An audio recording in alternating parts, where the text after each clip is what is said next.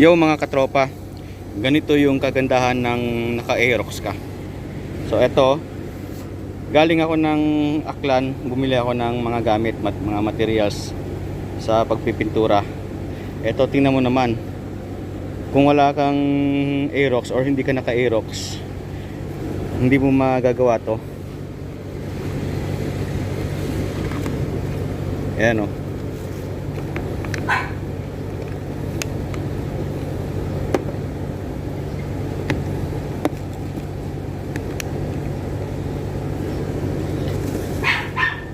Yan o.